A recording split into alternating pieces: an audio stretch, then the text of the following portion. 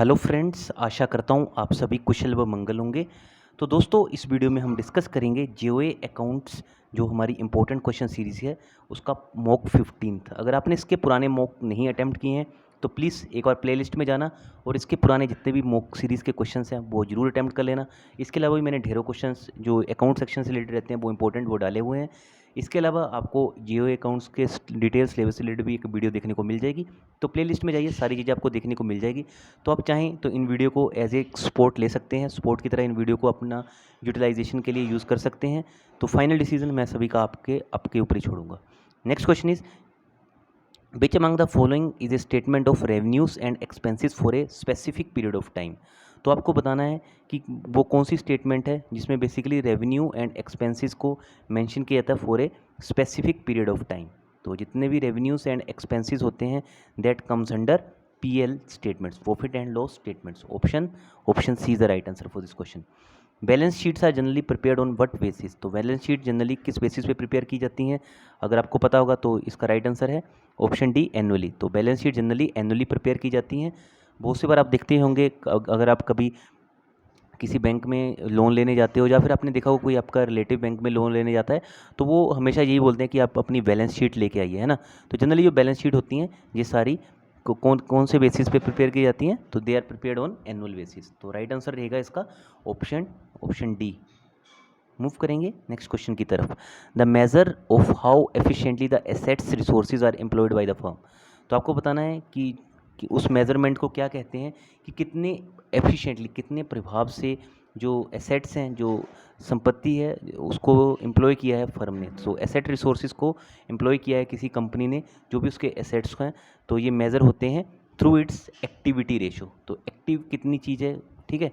तो जितनी चीज़ एक्टिव रहेगी उतने ज़्यादा उसने एसेट रिसोर्सेज अच्छी तरीके से यूटिलाइज किए होंगे, एफिशिएंटली एम्प्लॉय किए होंगे।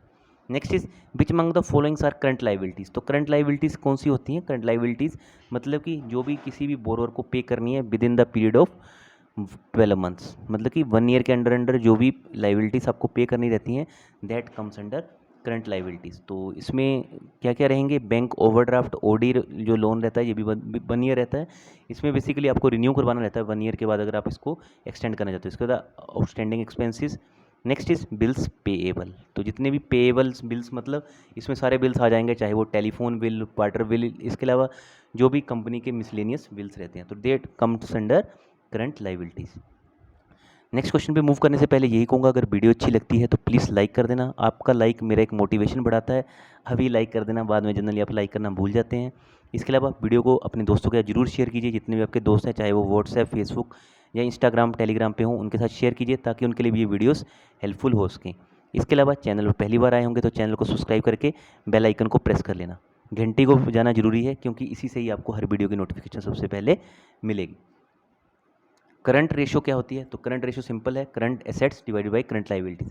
यहाँ से क्या होता है, जनरली एग्जामिनर क्या करता है, वो आपको करंट एसेट्स दे देगा या करंट लाइबिलिटीज़ दे देगा, या फिर करंट लाइबिलिटीज़ दे देगा और करंट रेशो दे देगा, तो आपको करंट एसेट निकालने रहेंगे। तो ऐसे सिंपल कभी कभी क्वेश्चंस भी एग्जामिनेशन में आपको देखने को मिल जाएंगे। Liquid or quick assets are known as. तो ये इंपॉर्टेंट क्वेश्चन है, तो हो सकता है ये ऐसे क्वेश्चन आपसे पूछने को भी मिले एग्जामिनेशन में, इसके बेस न्यूमेरिकली पूछा जा सकता है। तो लिक्विड और क्विक एसेट्स क्या होते हैं? तो it is quick current assets minus stock plus work in progress. तो क्विक एसेट्स निकालने को दे देगा आपको, करंट एसेट्स दे देगा, स्टॉक दे देगा, या WIP दे देगा, वर्क इन प्रोग्रेस। तो इस तरह से आप निकाल सकते हैं। तो राइट आंसर रहेगा इसका ऑप्शन ए।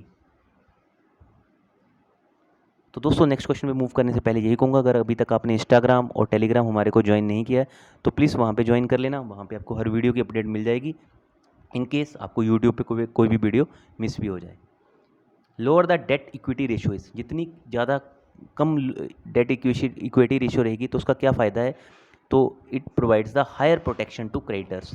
मतलब जितने भी बैंक्स हैं, चाहे वो फाइनेंशियल इंस्टीट्यूशन है या फिर NBFCs हैं। NBFCs कौन सी होती हैं? Non banking finance company, example Bajaj finance.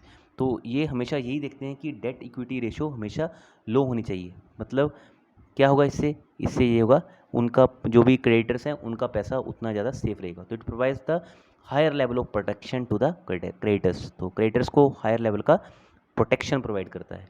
Next is a higher inventory ratio indicates what.